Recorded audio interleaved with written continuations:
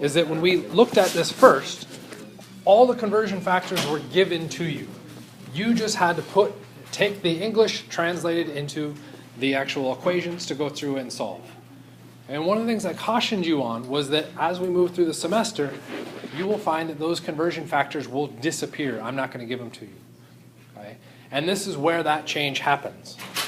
We move to chapter 9. That is the question. Okay? We went from something with a whole bunch of numbers and equations and conversion factors to now 2 lines. 9 grams of oxygen react with excess hydrogen to make how much water? Right. All of those conversion factors that were provided in this original statement, you need to be able to find somewhere. Okay, so the question becomes, is where do you find those? Okay. And a lot of people have been kind of panicking on where to find conversion factors.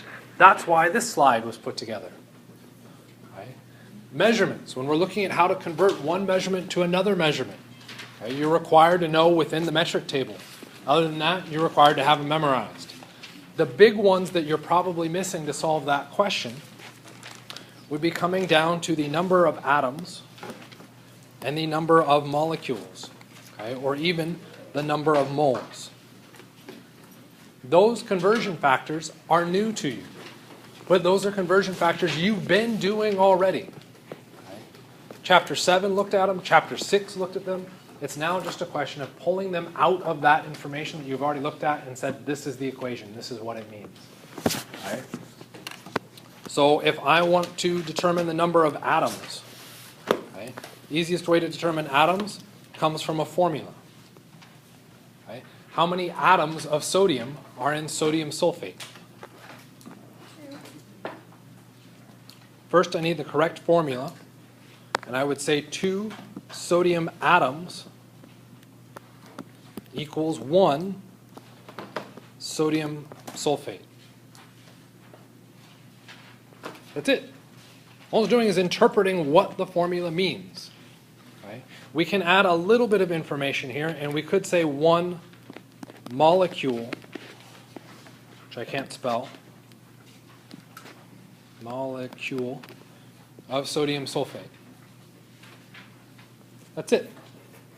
Okay? You've already done this interpretation. The question is now putting that into a conversion factor where you can work with it. How about number of molecules or even atoms? Okay? We can also find information if I want to convert between substances. Okay? We can do that with formulas. We can also do it with balanced equations. If the equation is balanced, I can convert tin plus 2 into iron plus 2. So what alchemists were trying to do, I take a metal and I turn it into a different metal. Okay. We can't do it the way alchemists have approached it, but our equation allows us to do that conversion. What is the conversion factor that allows me to convert tin plus 2 to iron plus 2?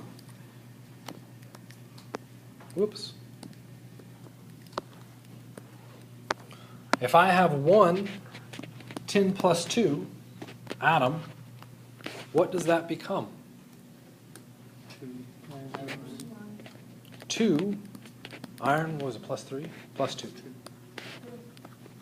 Plus 2 atoms. I'm taking the coefficients from my balanced equation to give me an equation, an inequality. Okay. If we go back to our previous slide, that question, where's the balanced equation? You have to build it. You have to build it. You have to take the information written in English and convert that into chemistry. Right? Once you have the balanced equation, you can now convert between substances. Okay? Before you even try and do that, do you need to convert between substances? What are we starting with? We're starting with grams of oxygen gas. What are we ending with? Grams of water. Do we have a different substance? Is O2 different from H2O? Yeah. To convert substances, I need to have a balanced equation. So you now have to use your nomenclature from chapter 6 to build an equation, balance that equation, chapter 7, and then interpret extra conversions. How do we go from grams of one species to grams of another species? That one's tricky. We don't. We have to go grams to moles. Right? Well, why are we using moles? Can I take the mass of a single oxygen atom? No, it is so incredibly tiny, I will never work at that scale. So to get that scale up to something that I can measure, grams, I need an incredibly large number of those individual atoms. That incredibly large number happens to be Avogadro's number, which is 6.022 times 10 to the 23rd atoms. So that is an acceptable answer. The other answer is, you really want to say 6.022 times 10 to the 23rd atoms is our appropriate number of atoms to look at to do these conversions.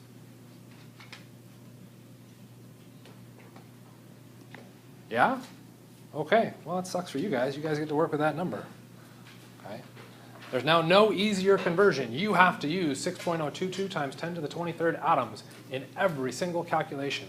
That's going to make life really crappy. The 1.6 times 10 to the negative 24? Nope, that's an equally nasty number. What is 6.022 times 10 to the 23rd? 1 mole. Not 6.022 times 10 to the 23rd. It's 1. Life just became really easy. Right? You have to recognize and follow that pattern. That's why we talked about how we build these and why we scaled up. You now bring into this question nomenclature, equations, moles, and interpretation of equations to go through and use that to predict how much water is going to come out of that. So, well, why do I care how much water is produced? Okay. What else is potentially produced in this equation? Energy? I don't know. Do we need energy for anything? Like, say, hydrogen fuel cars? How do they work? The reaction of hydrogen with oxygen to produce water. Oh, crap, it's the same equation. Okay, that's right. Everything we're dealing with comes back to these equations and what information we can get out of them. If you want to make something, okay, is it a good idea to know how much you're going to make? You're just going to start throwing stuff together. I'm going to make a cake. So I'm going to use 5,000 cups of flour. Okay, that's a lot of flour. Okay, is that going to make me a single cake? Okay. It could be a really, really big cake. Do I really want that big of a cake? Probably not. We want to adjust the amounts we're using to achieve something that we're trying to target for. If I only want a cupcake, 5,000 cups of coffee. Probably not a good idea either. 5,000 cups of flour is not a good scale to use. So we can use our equations and our amounts to predict these things to allow us to convert and shuttle between them. Okay? So you need to be able to find where all your conversion factors are. Okay? Another way to format this is we can start at one end and we can convert all the way across to the other end by using individual conversion factors. Okay? The tutoring center has a similar kind of thing that looks like some big metal wheel of death. Equally valid, it just looks like a metal wheel of death. Right? But it's doing the same idea. How do we convert from one space to another space? Right? With all conversions, there's a really important first step. When in doubt, you should always convert to moles. Why moles? Easier to work with. They're easier to work with. Moles, we can use as a conversion factor within a formula.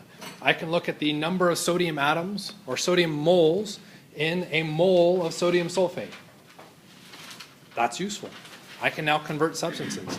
I can look at the number of moles of a reactant to become moles of product. Again, useful. Get into moles. That is your biggest choice. When you're looking at anything within Chapter 9, you are trying to get to moles. Once you are in moles, you can now use an equation to translate and figure out what your products are. Okay, to do some big conversion factors in between.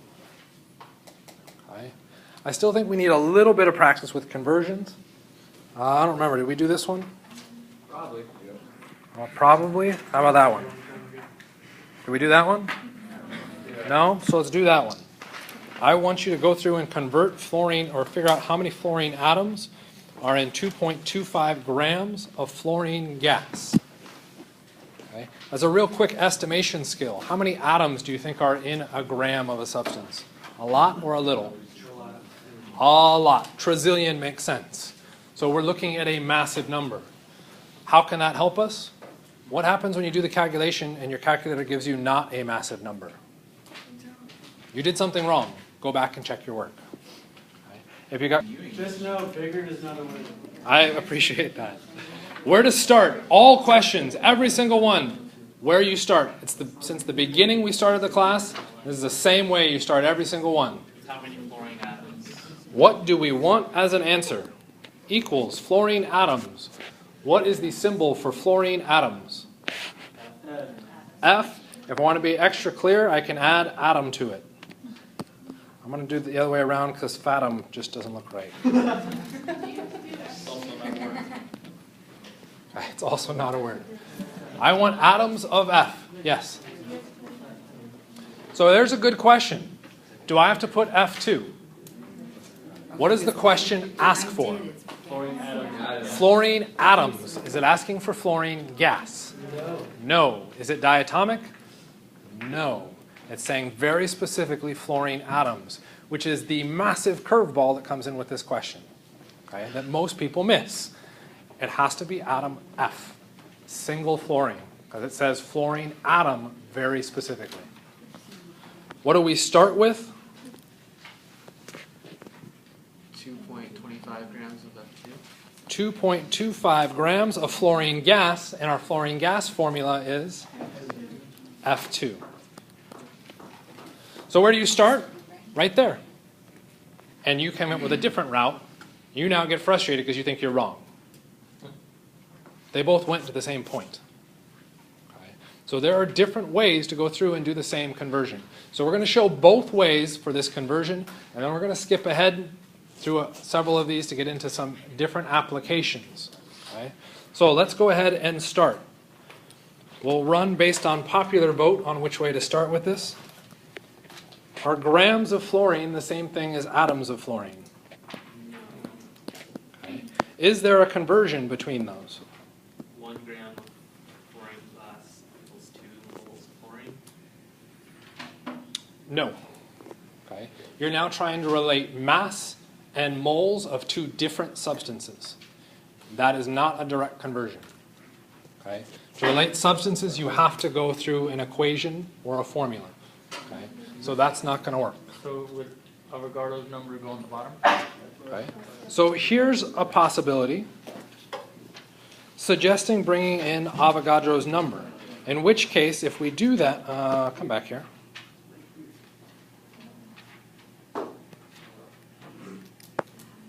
Going through and saying 6.022 times 10 to the 23rd. Okay, 10 to the 23rd what? Should be grams. Not grams. Units. Moles? 6.022 times 10 to the 23rd moles? Oh, the top is atoms. There it is. Atoms. And this is where we run into issues, okay, on defining what these different terms are. Atoms of what? Of fluorine gas, which is F2. Is F2 an atom? No. No, it's really a molecule. Okay, so that becomes a little bit weird to call it an atom, hence I use the quotes. So we could say MLC for a molecule of F2, in which case we would have moles of F2. Because the grams were so it doesn't make sense. Now we run into an issue. What did we do with our units? We made it a whole hell of a lot worse. Okay? So that's probably not the best method. So when you go through and put in your conversions, you have to make sure the conversion factor you're using is tied to the units appropriately. We can't just say, well, I want grams down there, so I'm going to make it grams and tie that number to it. That number doesn't tie to grams. That ties to the number of things. Okay? A counting of things. Okay? So Most people don't like doing that, so let's go back to grams. Okay. I already heard the largest shouting match in that case. Let's take grams of F2 to moles of F2. Okay. Which should be a red flag immediately, because this conversion factor is going to take us to what unit? Moles. What did I say not more than 5 minutes ago? When in doubt, go to moles. Okay. So somebody went through and heard that and said, okay, I'm going to go to moles. How is that a red flag? Okay. Everything you should do in your conversions almost always goes through moles. Moles is the centerpiece to all reactions. It is our central hub. So if we go to moles, more than likely we will be going in a correct direction and we can still solve. That does not mean that is the only way to do this. Okay, and so there is another way that we'll look at in a second. So now what is the conversion or the relationship between grams and moles for F2? It is 38.0, I don't even know, I'm just going to say 38. 00, good. Grams is 1 mole. Where did that information come from? The periodic table. Okay. Periodic table tells you fluorine is 19. How did I get 38? It's F2. There's 2 of them. It needs to be 38. Okay. I'm now in moles of F2. What do I want as an answer? Atoms of F. So am I there? No, so I need to do another conversion. Okay. I want atoms. Okay, so moles of F2 needs to show up on the bottom. Atoms will again use quotes on of F2. Okay. Why quote on the atoms? Because you can't have atoms of F2 is really a molecule. Okay. What is the conversion factor between atoms and moles? Avogadro's number. 6.022 times 10 to the 23rd atoms is 1 mole of F2. So when you had suggested earlier to use Avogadro's number, hey, we are using it. But now we're using it in the right place. The first time we brought it in, we put in that 6.022 where? In the denominator. Okay? It needs to show up in the numerator to do our conversion correctly. What are we now in as far as units? Atoms of F2. What do we want? Atoms of F. So that doesn't work. Okay, we're still missing something. Before we continue that conversion factor is found where? Something that you should have memorized. I have atoms of F2, and what do I want? Atoms of F. What are the numbers that go into that conversion? How many atoms of F are in F2? Oh, that's what the formula tells me. There's 2 atoms of F in 1 atom of F2. Where did I get that information? From the formula. Okay. I can now go through and punch it into the calculator and get a correct answer.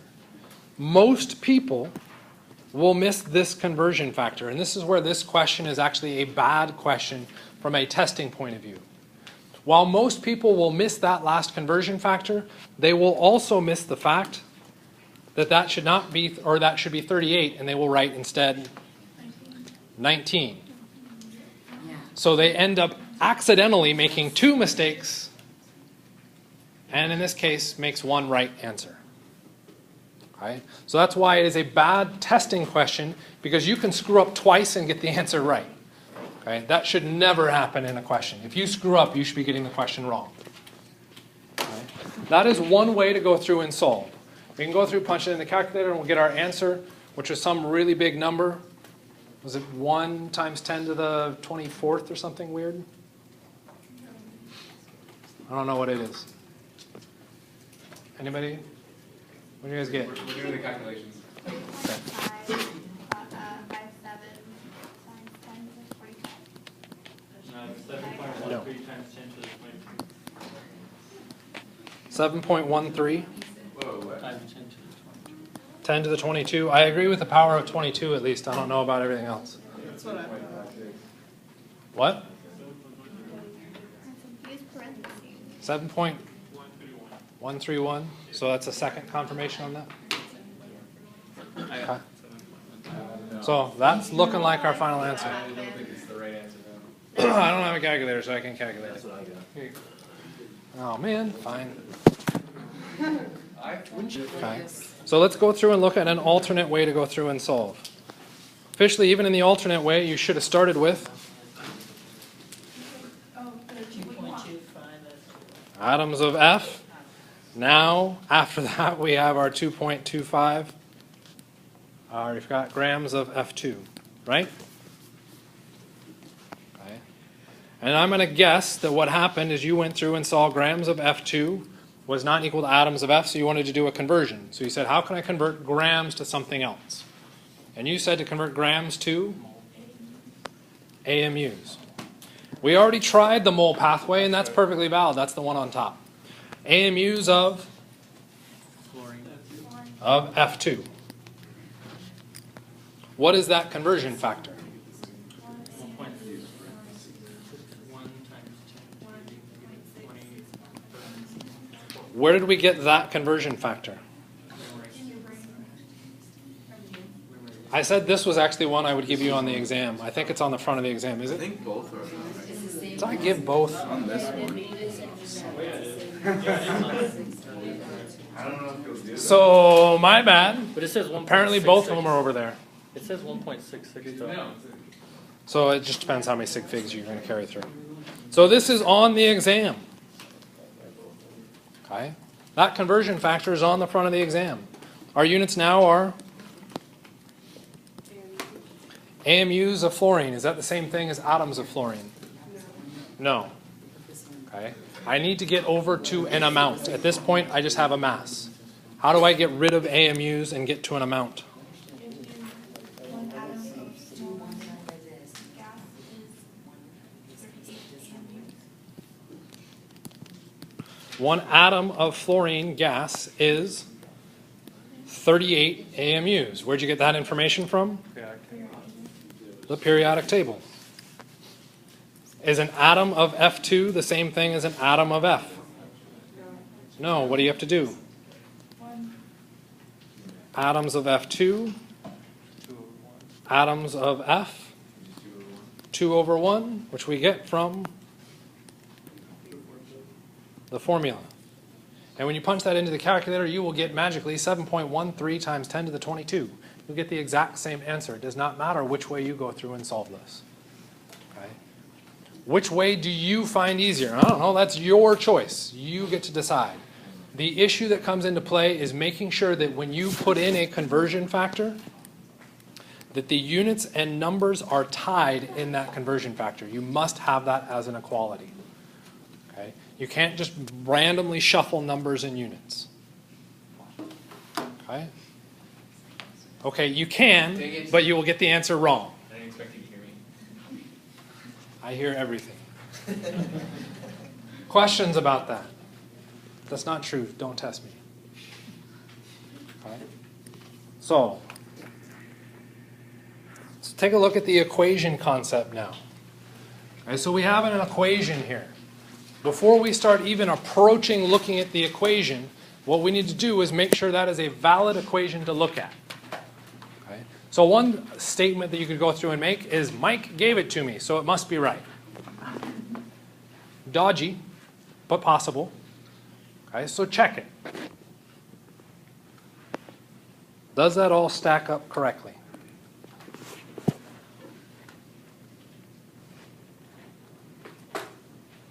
No. Really? I sure hoped it balanced. Carbon. Oh no. Yep. So in that process, what are you doing? You're writing out the equation, and then underneath the arrow, you're doing sodium, 2, 2, right? All that fun stuff. Okay, and you should notice that hopefully that equation comes out balanced. One thing I want to call your attention to is that 2 out front there, because I didn't see that. Okay. Might be important to note if maybe I'm giving you information which may become more relevant when it comes to the exam on Thursday. I might say I've made a typo where I've given you information accidentally. Okay. So just remember that. Okay. So now the question is, what can we do with that equation? And actually, before we even do that, what type of reaction is this? It's a combination. Okay, it's a little bit weird because in our standard format for our combination, we take 2 things and mash them together to make 1. Here we're taking 3 things, mashing it together to make 1. Okay? But it's still the same idea. It's a combination. Okay? How many moles of carbon dioxide are necessary to make 1 mole of sodium hydrogen carbonate? Okay? Just like every other question, because this is now a conversion, substance to substance. Those things are different. I need to start out with what do I want? Or what I want. What I want are moles of CO2. I do appreciate you guys talking over it. That came out wrong. I do actually appreciate it. That was good. Okay, what did we start with? Now you can talk.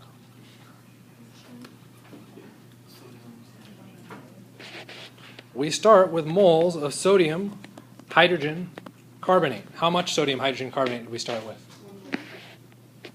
How much do we start with? 2. Okay, so I'm hearing 2. Where are you saying 2 from? That's the coefficient from the balanced equation. Okay, is that what the question is asking? 1 mole. Okay. So there's going to be numbers everywhere. You have to make sure you tie the number accordingly to the unit. Okay. We are starting with 1 mole of sodium hydrogen carbonate. Is 1 mole of sodium hydrogen carbonate the same thing as moles of CO2? No. Okay, so that means conversion. Moles of sodium hydrogen carbonate. And what do I want to go to? Moles of CO2. I need a conversion factor that tells me the relationship between those. Okay. Is there a conversion factor that tells me the amount of CO2 relative to the amount, or the number of CO2 relative to the number of sodium hydrogen carbonate? What do you mean in the equation? Keep going. Saying it's in the equation again doesn't help me. I want more. When we look at the reactant side, it says what about the CO2? 1 CO2. The coefficient is 1. The number in front of CO2 is? 1. Oh, wait, what? Oh, CO2. sorry. I didn't hear what you said. That's okay. The number in front of sodium hydrogen carbonate. 2. I think your head's better. What happens? How many moles of CO2 can I make? 1/2 a mole. Can we have half of a molecule? No. Well, then how can I have half of a mole? Because yeah, what she said. Mole's not a molecule. A mole is not a molecule. What is a mole? A massive amount of molecules. Okay? Let's just say it was so massive it was beyond our imagination of 20. Can I have half of 20? Yeah, that's perfectly valid. Okay? That's where the mole conversion comes in handy. We can now get fractional values, whereas with atoms we couldn't do that. Okay? Our equation allowed us to convert from one substance to another substance using our mole conversion. Why did I say we needed to get into moles? To convert between substances, what unit do we need? Moles. That's why moles are really, really important. Okay? That's why when you're given a question, that should be the first thing you try and aim for, particularly if you see an equation. If you see an equation, There are no exceptions. Drive for moles. Okay. What is the mass in grams of sodium hydrogen carbonate produced when 2 moles of CO2 are consumed? Oof. Okay. Where do we start?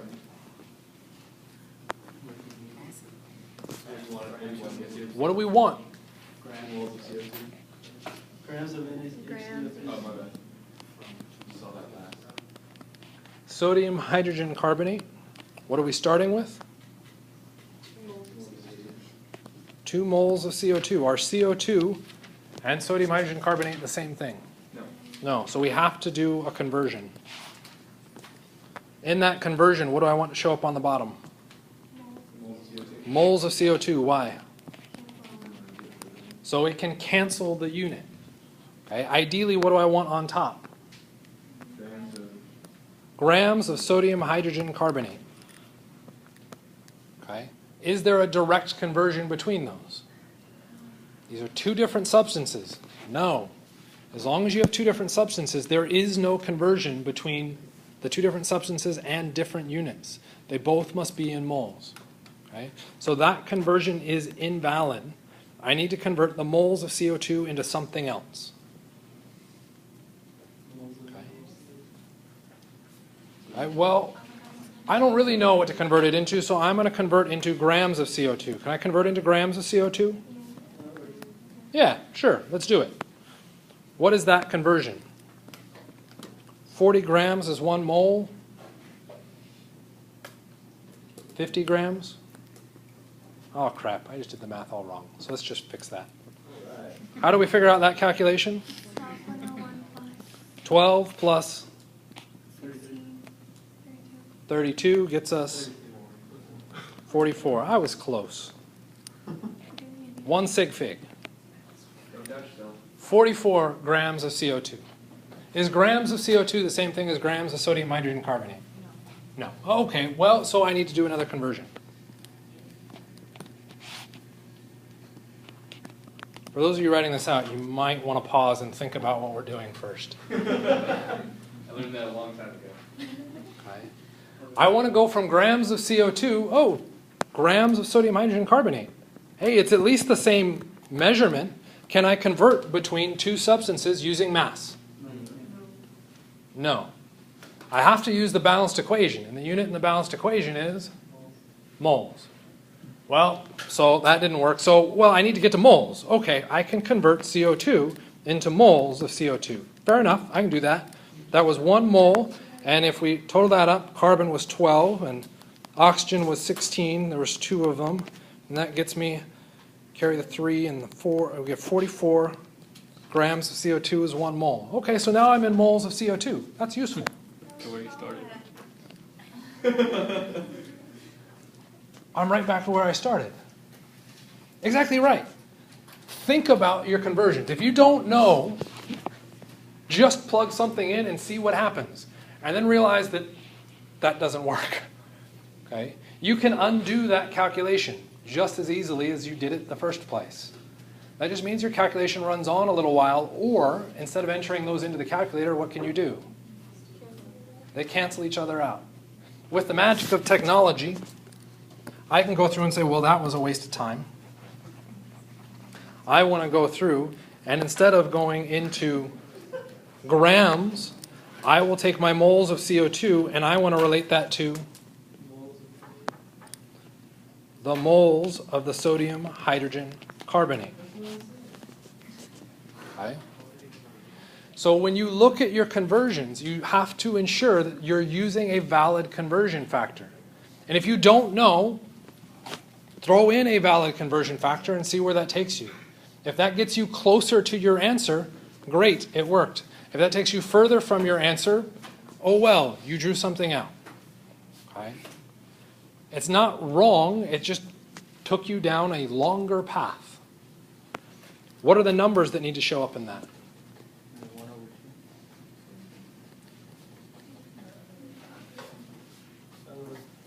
Other way, why the other way? The 2 goes in front of the sodium hydrogen carbonate. The 1 goes in front of the CO2. It's not always 1 over 2 or 2 over 1. The numbers go where the units go. Follow your units. Are moles of sodium hydrogen carbonate grams of sodium hydrogen carbonate? No. But we're closer. We're now actually at the substance. So I need to get rid of moles of sodium hydrogen carbonate. And what do I want? Grams of sodium hydrogen carbonate. How do I figure that one out? Bust out the periodic table. 23 plus 1 plus 12 plus 48 gets you a number that you can put up here. Are you really going to call me out for that? Yeah, I was just about to. 24 and 12 is 36. 36 plus 48. Can't believe I'm doing longhand arithmetic. 50 plus 36 minus 2. 50 plus 34. 84. Math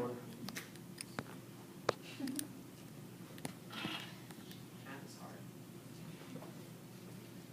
Can we all agree that we hate math? Yeah, I'm fine I with that. love math. I love it. The trick is using the math appropriately. You must track the units. For those of you who have to move into 151, they are going to try and tell you there's a bunch of equations to memorize. There is no equations. It is follow the units all the way through. Okay? If you can't follow the units, then it's just a question of memorizing the crap out of a bunch of equations, in which case, I'm sorry, I have failed you because I have no idea what the equations are. All I track are the units. Right? Yes?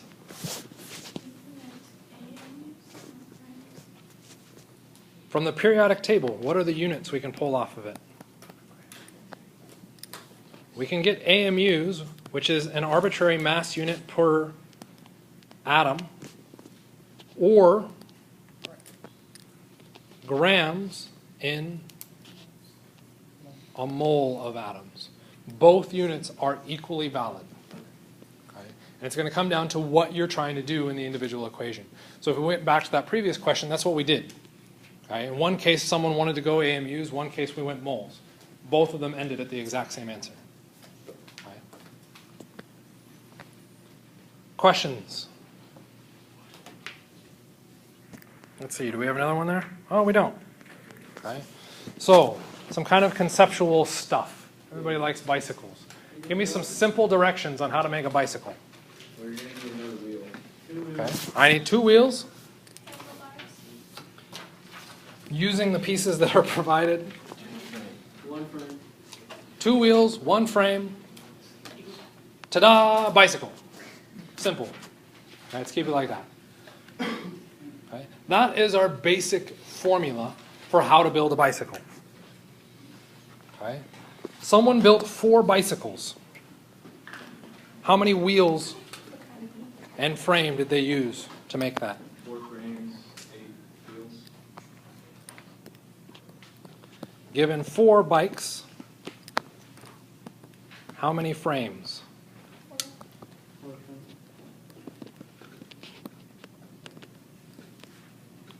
Did I even hear an oh no with that? I thought I heard someone say oh no.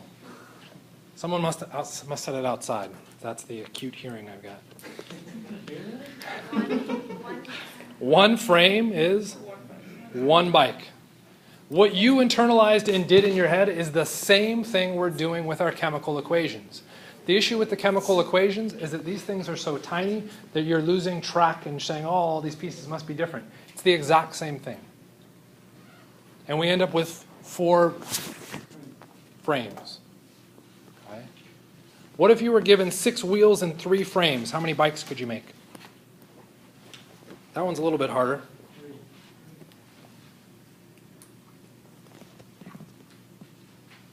Actually, I don't want that one. 3 wheels, 2 frames. 1. How'd you get 1? Because if I start with frames,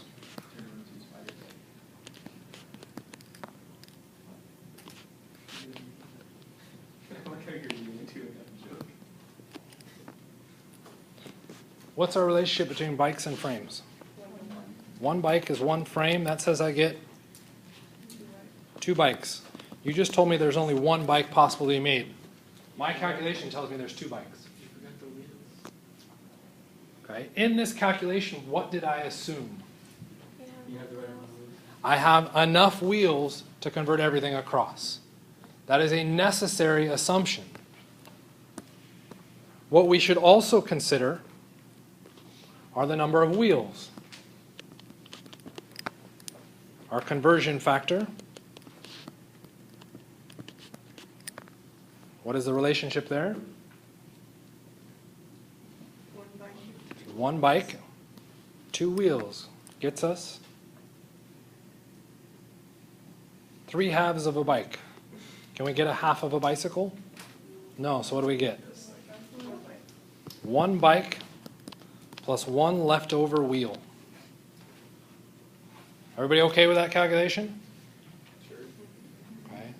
So how many bikes can I possibly make? Why 1? 2 is bigger than 1. We didn't really go over this again. Yes. We don't have enough wheels. We don't have enough wheels. Okay. And you may be going, well, isn't this obvious? Okay, well, let's test it.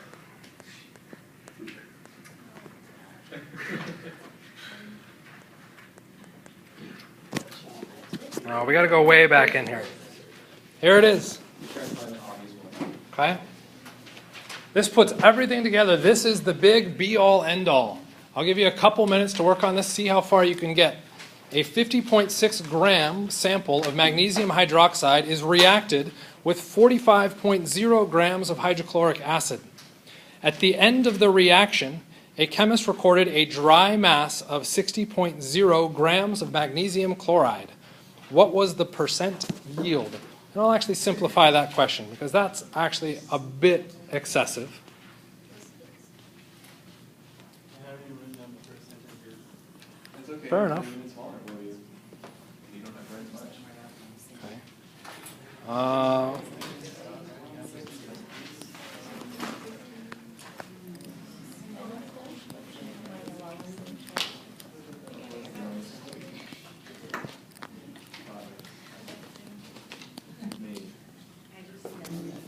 Okay. So I got a big overwhelming, oh, those bicycles were way too easy. So here you go. So our first attempt would be to draw it as close to a picture as we can get. The picture that we choose as chemists are our symbols and formulas in a balanced reaction equation. Okay. So we take magnesium hydroxide. That is Mg in OH. Okay. You'll notice in a different color, I have the 2. Why in a different color? I have to balance magnesium with hydroxide. How do I balance that? I have to know the charges on hydroxide and magnesium, chapter 6. Right. It is reacted with, which means the plus. Hydrochloric acid. How do I get HCl from hydrochloric acid? Chapter 6, nomenclature. To produce magnesium chloride. Notice again the 2 on the Cl is in a different color. Why is it in a different color? The balance of the magnesium. I have to balance that species. Make sure that that species is correct. There are 2 chlorides for every magnesium. You'll notice HOH is also drawn in a different color. You'll also notice it is not mentioned in the question. Why am I writing HOH? Is this the product? What appears on the red side? A reaction that involves A plus OH, it's actually technically B, plus OH plus H and A goes through to give you Ba plus HOH. This is known as a neutralization reaction. To properly draw the equation, you have to be able to interpret the little information that's given to get you to a proper equation. Once you have the proper equation and the proper formulas, then you can balance the equation. You now have the equation balanced, so you have your picture. The 2 wheels and 1 frame to get 1 bike. What did we then do? We had to look at the number of each of the pieces to see how much they could possibly produce. Am I given the number of each of the pieces? No, I'm given the mass. Mass is a measurement, not a counting. When we look at the equation, I'm going to have to convert that mass into a number. That number unit should be moles. But then I've got moles of my starting material. What do I want? Mass of what? Of the product. Can I go from moles of my starting material to mass of my product? Nope. We got to go moles to moles using a balanced equation. This is so much harder than making blank. Okay. It is the exact same thing as making a bike. The only thing that's different is you're now starting with the gram amount. Okay? And it's now with an equation that you're like, well, I don't know what those symbols mean. Because what you've done is you've looked at those symbols and said there's something different. They aren't different. It is a unit that is then reacting and producing new materials. That's it. Okay? Why is this equation a complete beast? To answer this question, you have to go through and answer every single one of those. How many times can you expect this type of question to show up on the exam? Never. Never. All 60 questions. Okay.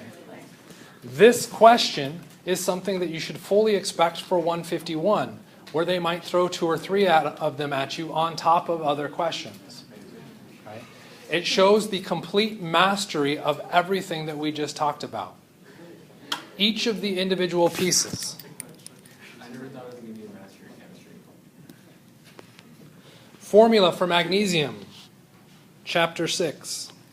What type of reaction? Chapter 7. What are your products yielded? Chapter 7. Balanced equation, Chapter 7. Maximum yield if magnesium hydroxide is the limiting reactant, Chapter 9. Maximum yield if hydrochloric acid is the limiting reagent, Chapter 9, or really Chapter 8 and 9. Okay. Which is the real limiting reactant? Chapter 9. Your actual and theoretical yields, 9%, yield 9. This one question spans something like 100 pages, 150 pages in your textbook. Okay. If you can do this question, anything I throw at you on this exam is cake. Okay. I like cake. Everything we've done builds to this question. You just layer on more and more, however you want to look at it, carp. Okay? As you're taking a picture, I'll pause. Okay? When we go back and look at our bicycle, okay, the equation that you said was so easy and everything was obvious, it's because you're used to working with wheels. Why are you used to working with wheels? You can pick it up and work with it. Can you pick up and work with a single atom? No. So don't make them single atoms. Make them wheels. Deal with them at that same scale. Okay? If we look at an equation, what does the equation tell us? I take 2 NO. 2 what of NO? Moles. Molecules. Okay? They mean the same thing. Okay? What if it's 6.022 times 10 to the 23rd? Okay, well, it'll be 2 times that amount, which is our 12.03 times 10 to the 23rd. Your equation gives you the mole ratio, your conversion factor between those substances, which we've now done 2 or 3 times. Okay? What you are doing is taking an equation and coming up with these kind of conversion factors. Okay? That's it. You then slide that conversion factor into an equation and solve. Write down what you want at the end, what you start with, and just put in conversion factors each and every single time. Okay? The scale of it can get daunting, so go at it stepwise. I've never expected you to look at a question and get the answer. What I expect you to do is start with step 1, step 2, step 3, and eventually you'll get there. Same thing with education. You don't start with the hardest chemistry, you start with the easiest chemistry, and we slowly make it more and more difficult. Okay? That is how they get you. You wait till after 4 years of it, and they go, "Ah, this is how you deal with it." How many moles of oxygen gas react with 2.25 moles of nitrogen?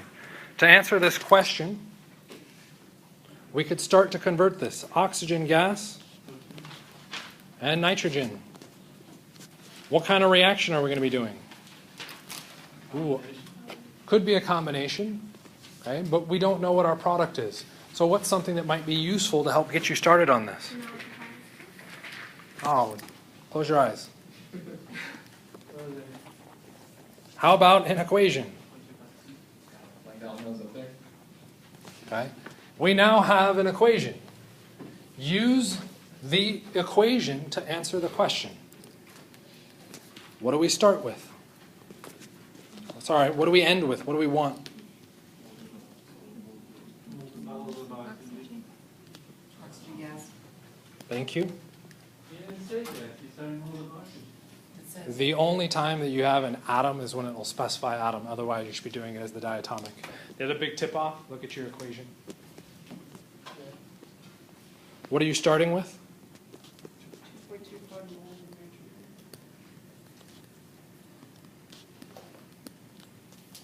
Are moles of nitrogen and moles of oxygen the same thing? What do you need to do? Convert. Where do we get that conversion factor? The number in front. So I bring that 2 down, right? That's a number in front. No, Coefficient. Why not? I appreciate the enthusiastic no. because it's not in front of oxygen, O2 or. It's not in front of the O2 or the N2. Just because there's a number doesn't mean I'm using it. There's our answer. That's it. That's it. There was nothing else. That was it. 2.25 times 1 divided by 1. And we now have the moles of oxygen gas needed to run this reaction.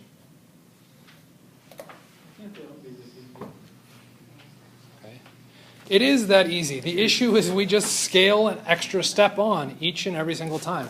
The part that is challenging is you need to know where that conversion factor is found and what to do with it, where to get it. That is the part that is challenging. Okay? So we looked at a whole bunch of those. Let's look at this guy. Limiting reactant concept. This is the same idea as the bikes. You probably all say, oh, this is easy. You don't need to worry about this. No, it's super hard. I don't like it. Say you're making a grilled cheese sandwich. 1 slice of cheese per 2 slices of bread. Kind of a crappy sandwich. Okay? We make 1 sandwich out of that, so we now have an equation. If you have 5 slices of cheese and 8 slices of bread, how many sandwiches can you make? Oh, 2 different numbers. Okay. It's going to come down to how quickly you can do that conversion in your head. Don't do it in your head. Write it down. Okay. You're starting with, or you're trying to get to what? Sandwiches, which is too long of a word. So let's call it SDW. To make what? Or starting with? Cheese. 5 slices of cheese.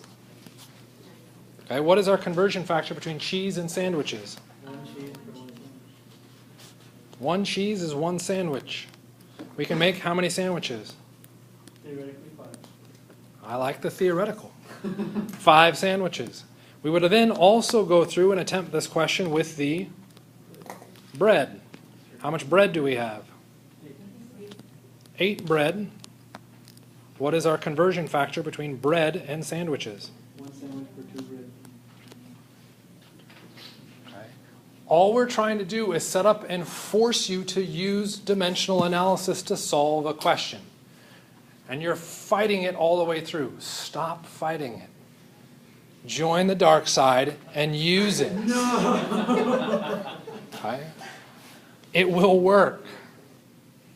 That format, if we now go through and solve, we end up with 4 sandwiches. What is our limiting reactant? What is the species that prevents me from making more sandwiches? Bread. Okay? It's the one that prevents the rest of the reaction from happening. We could add more information into this. How much bread or how much cheese is in excess? 1 slice. How did we figure that out?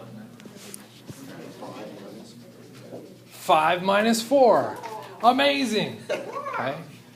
Don't focus on the numbers. Focus on the units in each of those conversions. That will help you get through it. Okay. The same thing applies to our equations. We're looking at them and evaluating them. The one question that we just looked at was a massive question because you had a lot of conversions that you had to then stack and interpret and bring into it. Okay? But it's the same calculation each time.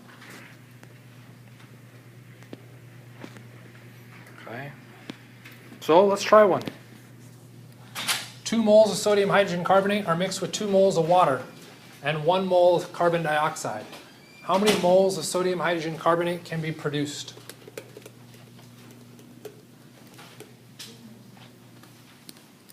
What are we aiming for our answer?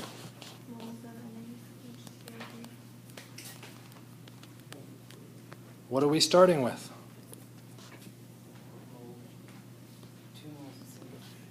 2 moles of sodium carbonate. Or 2 moles of water.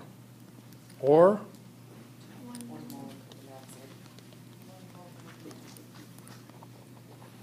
just like we did with the last, I already forgot the number, what? 2 moles?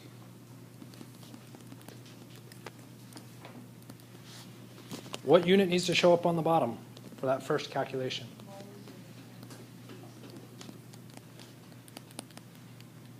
Whoops. Unit on top.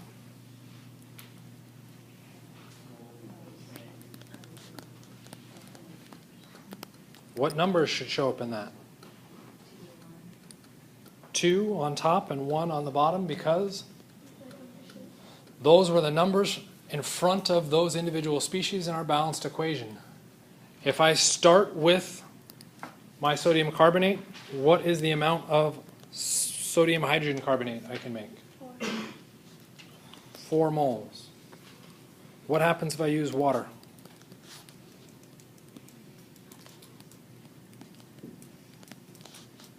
Is it 1 mole? Which gets me, sorry, catching up, 4. And the last one?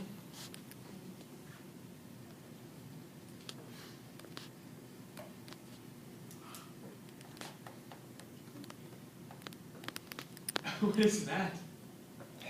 Fine.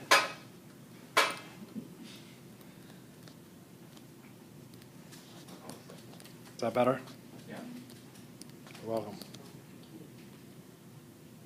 Okay, what is the most that we could make? Back to the cheese example. It's not the biggest number. It's our smallest number. That's when we've run out of material. Our answer is 2 moles, okay, of our sodium hydrogen carbonate. I know that is a bit odd because we're picking our biggest answer, our smallest answer, to be our biggest answer. Okay? But that's what the limiting reagent is. Okay? What is our limiting reactant in this case? CO2. I have an excess of sodium carbonate and an excess of water. In the last minute, you can ask after class. Okay. In the last minute, we're going to approach this big fancy concept of percent yield. Okay? I run an experiment, or you run an experiment, you make 5 grams of product. I run the experiment, and I get 50 grams of product. Who did it better? Why did I do it better? You got more? I got more. I was supposed to be able to make 5,000 grams. You were supposed to be able to make 5 grams. Who did it better? I did. Mission accomplished. You guys did it a hell of a lot better because you got exactly what you were supposed to get, and I got a pittance of what I was supposed to get. Okay? We can't look at the raw numbers. We have to look at our comparison, a way to standardize or normalize it. That is your percent yield. You will take what you actually obtained, divide that by what you theoretically could have made. That is now your percent yield. The theoretical yield will always be calculated. How? Doing the limiting reagent calculations we just went through and did. Right? What is your actual yield? Where is that going to come from? Experiment. It's what you obtained at the end of the experiment. There's no calculation. You put something on a balance, you weight it, and that's your number. That's what you work with. When we look at percent yield, what are our units? There are none. The actual yield units should be in grams of product. What should the theoretical yield units be? Grams of product. They need to be the same unit so that they can cancel and we can appropriately look at a percent yield. If your units are different, it's not a percent yield. Okay? What units should we actually use when we calculate? Do we want grams of product? Sure. Could we use moles of product? Yeah. Milliliters of product? Yeah. As long as we're consistent in the unit usage, it does not matter. We get the exact same percent yield at the end. Okay? And we'll go ahead and leave it with that. So the exam, Thursday, if you